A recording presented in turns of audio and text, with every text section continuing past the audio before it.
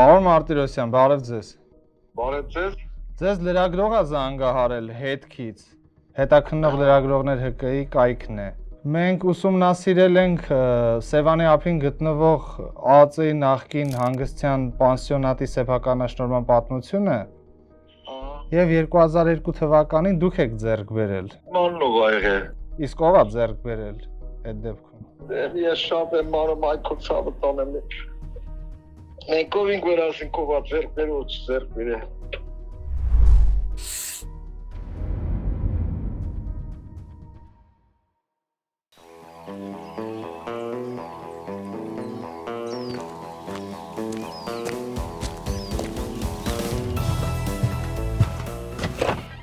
Ազգային անվտանգության ծառայողները վերջին անգամ իրենց հանգիստն են անցկացնում Սևանա լճի ափին։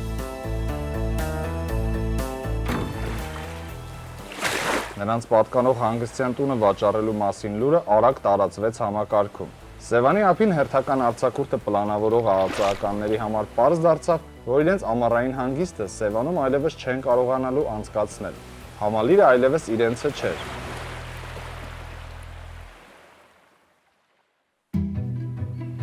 Ավելի քան 2 տասնամյակ առաջ ազգային անվտանգության ծառայողները զրկվեցին իրենց հանգստյան տնից։ Խորհրդային միության փլուզումից հետո պետական կառույցների հանգստյան տները սեփականաշնորհվեցին։ Մասնավորեցումը չշրջանցեց նաև Սևանի ափին գտնվող այս հանգստյան տունը։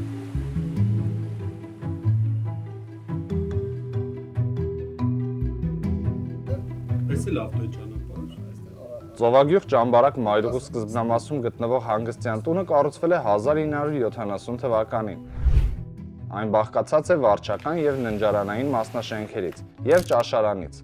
Շենքի մակերեսը 3890 քառակուսի մետր է։ Հանգստյան տունն ունի 514 քառակուսի մետր մակերեսով նկուղ եւ էլեկտրական ենթակայան։ Ըստ շենքի կառուցվածքի մասին փաստաթղթերի 4 հարկանի հյուրանոցային մասնաշենքի յուրաքանչյուր հարկում 26 համար է եղել, որոնցից մի մասը պատշգամբներով։ Հանգստյան տունն այսօր զբաղեցնում է 5.4 հեկտար մակերեսով հողամաս։ Շինություններն ու Սևանա լիճը բաժանված են ծառապատ տարածքով։ Լճի ափից մոտ 500 մետրը բաժին է հասնում այս համալիրին։ Տասնյակ տարիներ ազգային անվտանգության ծառայության աշխատակիցները այստեղ են հանգստացել։ Սակայն այդ հնարավորությունից նրանք զրկվեցին ԱԱԾ ղեկավար գեներալ լեյտենանտ Կառլոս Պետրոսյանի պաշտոնավարման ժամանակ։ Որքան էլ տարօրինակ հնչի, Պետրոսյանը պատկանած այս գույքի սեփականության վերաբերյալ փաստաթղթերի պատմությունը սկսվում է 2000 թվականից։ Այդ ժամանակ Սևանա լճի ափին գտնվող 6.8 հեկտար հողամասը Գեղարքունիքի մարզպետի որոշմամբ հատկացվել է առողջապահության նախարարությանը։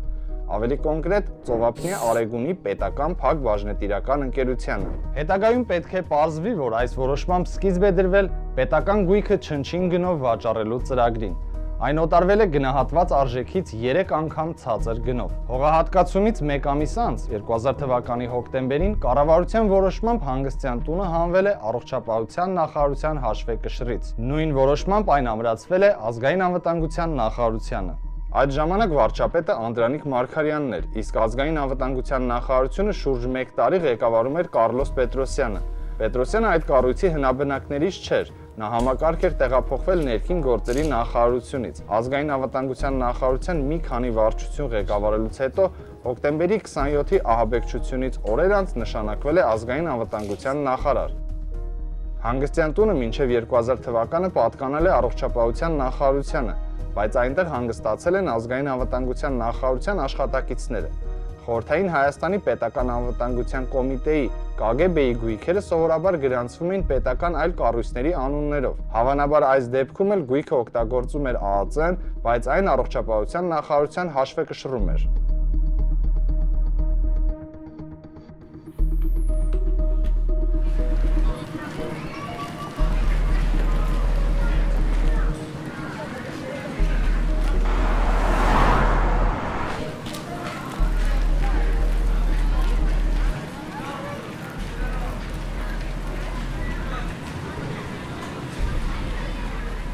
Սևանի հանգստյան տան մասին եմ ուզում հարցնել։ Դա մենակ վերնախավի համար էր, թե շարքային աշխատողներն էլ էին գնում։ Չէ, Սևանի ափի հյուրանոց նախարարության աշխատակիցներին էլ էին տանում։ Լավ հիշում եմ, ես ինքս էլ այնտեղ մի քանի անգամ հանգստացել եմ։ Լավ ժամանակներ էին, տղաներով գնում էինք, ցուկ էինք խորնում։ Վաճառքի մասին ո՞նց իմացաք։ Դե ինչպես պետք է իմանայինք, նման լուրերը շատ արագ են տարածում համակարգում։ Գիտեիք նաև ումա վաճառվել։ Դե ով պետք է ունենար ԱՕՑ-ի հյուրատան վրա, ով կհամարձակվեր այդ ժամանակ։ Պետական գույքը մի կառույցից մյուսին փոխանցելու նպատակով 2000 թվականի հոկտեմբերին հանձնաժողով է ստեղծվել։ Կազմում երկու նախարարության ներկայացուցիչներն էին, իսկ հանձնման ընդունման ակտը ստորագրել են ազգային անվտանգության նախարար Կառլոս Պետրոսյանը եւ առողջապահության նախարար Արարատ Մկրտչյանը։ Համաձայն հանձնման ընդունման ակտի հանգստյան տունը զբաղեցրել է 2.8 հեկտար հողամաս։ Շենքի ընդհանուր մակերեսը 3609 քառակուսի մետր է։ Առողջարանի շենք շինությունների հաշվեկշռային արժեքը գնահատվել է 58 միլիոն 680 հազար դրամ։ Սարքավորումներինը 8 միլիոն 692 հազար դրամ։ Համալիրի ընդհանուր հաշվեկշռային արժեքը կազմել է 67 միլիոն 919 հազար 660 դրամ։ Առողջարանային համալիրը ազգային անվտանգության նախարարության հաշվեկշռում մնացել է ընդամենը 2 տարի։ 2002 թվականի հուլիսին կառավարությունը որոշել է պետական գույքը մասնավորեցնել։ Պետական գույքի կառավարման նախարարությանը թույլ է տրվել ազգային անվտանգության նախարարության տնօրինության տակ գտնվող հանգստյան տան գույքն ուղղակի վաճառքով օտարել հավանական գնորդին։ Հավանական գնորդը Սևանում հաշվառված Գագիկ Մարտիրոսյանն էր։ Այդ որոշմամբ գույքի վաճառքի գինը սահմանվել է ընդամենը 15 միլիոն դրամ։ Նույն թվականի օգոստոսին պետական գույքի կառավարման նախարար Դավիթ Վարդանյանը եւ գնորդ Գագիկ Մարտիրոսյանը կնքել են հանգստյան տան վաճառքի պայմանագիրը։ Դրանից հետո ազգային անվտանգության նախարար Կառլոս Պետրոսյանն ու գույքի նոր սեփականատեր Գագիկ Մարտիրոսյանը ստորագրել են հանձնման ընդունման ակտը։ Այդ փաստաթղթի համաձայն գույքի հաշվեկշռային արժեքը կազմել է 69 միլիոն 309 հազար դրամ։ 2 տարի առաջ կազմված հանձնման ընդունման ակտում սահմանված արժեքի համեմատ հանգստյան տան գինը ավելացել էր ավելի քան 1 միլիոն դրամով։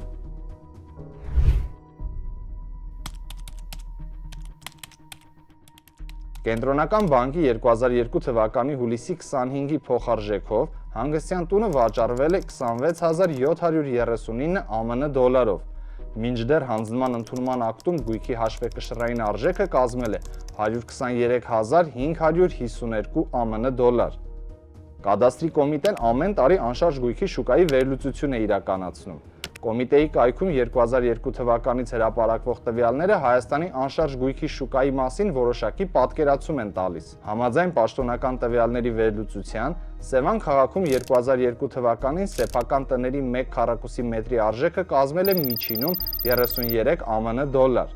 իսկ բազմաբնակարան շենքերում բնակելի մակերեսների 1 քառակուսի մետրի արժեքը կազմել է 29.4 ԱՄՆ դոլար։ Այս պարագայում 3609 քառակուսի մետր մակերեսով բնակելի շինության արժեքը կկազմեր մոտ 120,000 ԱՄՆ դոլար, որը գրեթե համարժեք է հանգստյան տան հաշվեկշռային արժեքին։ Կադաստրի կոմիտեն այդ ժամանակ հասարակական տարածքների գների վերաբերյալ առանձին վերլուծություն չի իրականացրել։ Անշարժ գույքի մասնագետների խոսքով հանգստյան գոտիները եւ նմանատիպ այլ հասարակական տարածքները ավելի բարձր արժեք են ունենում, քան պարզապես բնակարանները։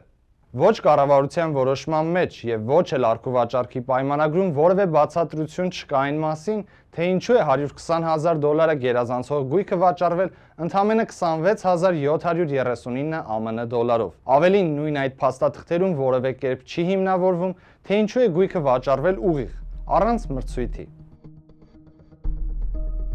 Համալիրը գնաց Գագիկ Մարտիրոսյանը Սևան ազգային պարկի նախկին տնօրենն է։ Գործարքի ժամանակ եւ դրանից հետո նա ղեկավարել է ազգային պարկը։ Ինչ կապ կարող էր նա ունենալ ԱԱԾ նախկին ղեկավար Կառլոս Պետրոսյանի հետ։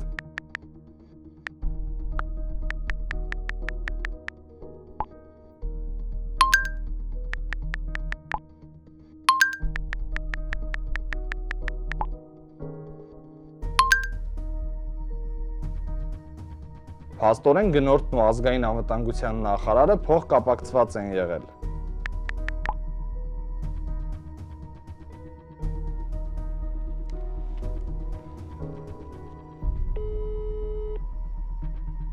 Ալո, Պարոն Մարտիրոսյան, բարև ձեզ։ բարև ձեզ։ Ձեզ լրագրող է զանգահարել հետքից։ Հետաքննող լրագրողներ ՀԿ-ի կայքն է։ Մենք ուսումնասիրել ենք Սևանի ափին գտնվող ԱԱԾ-ի նախկին հանգստյան պանսիոնատի սեփականաշնորհման պատմությունը եւ 2002 թվականին դուք եք ձեռք բերել։ Մանով այղե։ Իսկ ով է ձեռք բերել այդ դեպքում։ Ես շատ եմ մանում այքո ցավը տանեմ։ Մենք ով ենք վերասին կովա ձեռք բերել ձեռք բերել։ Սեփականաշնորհումը եղել է ուղիղ ձեր անունով արքու վաճառքի պայմանագիր է կնքվել։ Եվ դա եղել է գեներալ Կարլոս Պետրոսյանի պաշտոնավարման ժամանակ ԱԱԾ-ում։ Ահա։ Հիմա մենք նաև տեղեկություն ունենք, որ իրական ձեռքբերողը ոչ թե դուք եք, այլ հենց անձամբ պարոն Պետրոսյանը։ Ինչ կասեք այս մասին։ Ինչ ասեմ ախպերս։ Վերա որ անունը չկա վերջ ասես իրացնա։ Ոնց Կարեն Հարությունյան կար, ինչ որ մեկ էլ իրաց բարեկամներով են դրած վրեն են ձևակերպ։ Ըստ Սևան ազգային պարկի նախկին տնօրենի հանգստյան տունը ձեռք բերելու մասին ինքը տեղեկացել է այդ ժամանակ բնապահպանության նախարար Վարդան Այվազյանից նրա աշխատասենյակում։ Այդ ժամանակ նախկին պաշտոնյան բնապահպանության նախարարությունում էր այլ նպատակով։ Դուք երբ որ վաճառ կառավարության որոշումն եղել է եւ ձեր անունով պետքա օտարումը լիներ, ձեր հետ անձամբ Կարլոս Պետրոսյանը խոսել է։ Չէ, ցավը տանեմ, ես ասում եմ եկել եմ նախարարություն, նախարարն է ինձ ասել շնորհավոր, ասեմ ինչ ասում, դու պանսիոնատ ես։ Չէ։ Ով է ձեզ ասել շնորհավորում եմ պանսիոնատը ձեռք բերելու մասին։ Իսկ ով է հետագայում նրան ասել, որ իր անունով գրանցված պետական գույքը պետք է փոխանցի այլ անձի։ Գագիկ Մարտիրոսյանի խոսքով այդ հարցով իրեն դիմել է ԱԱԾ նախկին տնօրեն Կարլոս Պետրոսյանի ազգականը Ստյոպա Բադալյանը։ 2011 թվականին հանգստյան տունը գրանցվել է Ստյոպա Բադալյանի եւ մեկ այլ անձի անունով։ Ընդհանրապես դուք Կարլոս Պետրոսյանի հետ երբևէ խոսել եք։ Այս թեմայով։ Այո։ Ոնց հետ կարող խոսանք մենք այախտեր։ Ինչ խոսանք։ Ոչասի դեր։ Տեսել եք իրեն ընդհանրապես կյանքում։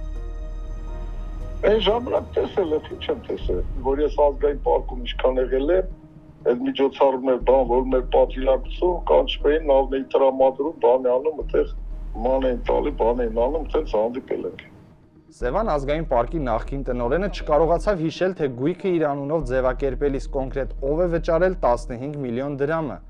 Ավելին, նեղսրտած է, որ հետագայում հանգստյան տան զբաղեցրած հողամասի վարձավճարը թողել են իր վրա։ Ազգային անվտանգության նախկին նախարար Կարլոս Պետրոսյանից պարզաբանում ստանալ չկարողացանք։ ԱԱԾ նախկին մի աշխատակից մեզ պատմեց, որ Սևանի ափին այս հանգստյան տան սեփականաշնորհման հանգամանքները տարիներ առաջ ուսումնասիրվել են հենց ազգային անվտանգության ծառայությունում։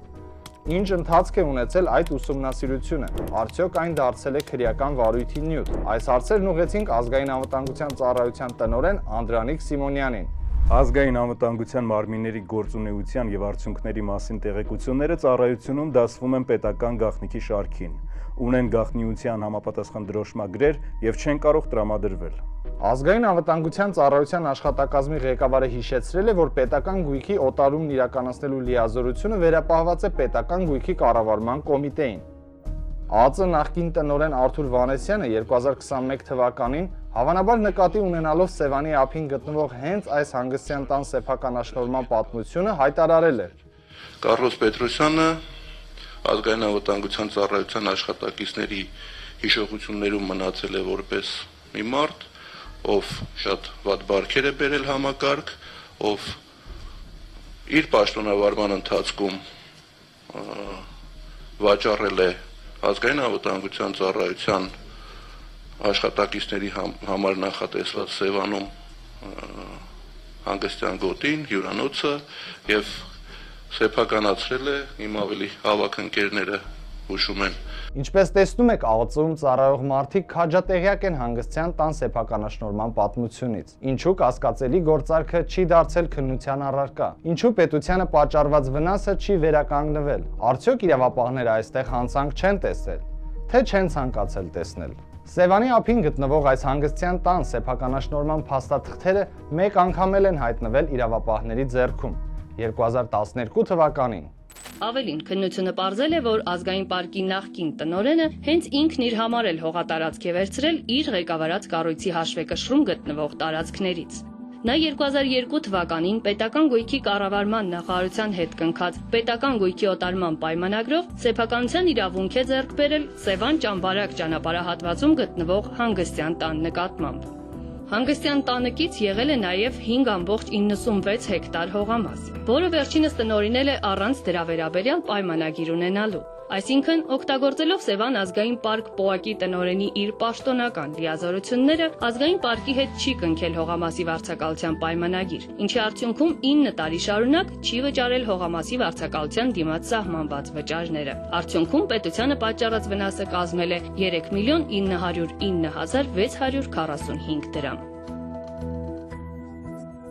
2011-2012 թվականներին նախագահի վերահսկողական ծառայության ուսումնասիրության հիման վրա հարուցված քրեական գործի շրջանակում մեղադրյալի աթոռին են հայտնվել Սևան ազգային պարկի այդ ժամանակվա տնօրեն Գագիկ Մարտիրոսյանն ու այլ պաշտոնատար անձինք։ Հենց այդ քրեական գործի շրջանակում իրավապահները առգրավել են նաև ԱԱԾ-ին պատկանած Սևանի ափին գտնվող հանգստյան տան սեփականաշնորհման փաստաթղթերի ողջ փաթեթը։ Ուշագրավ է, որ Սևանի ափի հողերի վարձակալության մրցույթներում չարաշահումներ թույլ տալու մասին քրեական գործի շրջանակում քննության առարկա չեն դարձել պետական գույքի սեփականաշնորհման հանգամանքները։ 2013 թվականին դատարանը Գագիկ Մարտիրոսյանին մեղավոր է ճանաչել, դատապարտելով 4 տարի ժամկետով ազատազրկման, սակայն համաներման պատժի կրման մի մասից ազատվել է, իսկ պետությանը պատճառված 3.910.000 դրամը դատարանի վճռով վերականգնվել է։ Գագիկ Մարտիրոսյանը ԱԱԾ աշխատակիցների հանգստյան տան սեփականատեր դառնալուց 9 տարի անց այն վաճառել է։ Գնորդներ Կարեն Հարությունյանն ու Սիոպա Բադալյանը հանգստյան տան համար վճարել են 40 միլիոն դրամ։ Ըստ Գագիկ Մարտիրոսյանի առքուվաճառքի գործարքները ձևական են եղել։ Վճարումներից ինքը տեղյակ չէ։ 2011 թվականին իրականացված գործարքից 10 տարի անց գույքը ներդրվել է Renaissance Profit ՍՊ ընկերության կանոնադրական կապիտալում։ Այդ ժամանակ իրականացված գնահատմամբ հյուրանոցային համալիրի շուկայական արժեքը կազմել է 699 միլիոն դրամ։ Renaissance Profit ՍՊ եւ հանգստյան տան սեփականատեր Սիոպա Բադալյանը ԱԱԾ նախկին տնօրեն Կարլոս Պետրոսյանի ազգականն է։ 2011 թվականից գույքը հանդիսացել է նաև գրավի առարկա։ Հայ բիզնես բանկը ընկերությանը նախ տրամադրել է 1.090.000 ԱՄՆ դոլարի վարկային գիծ։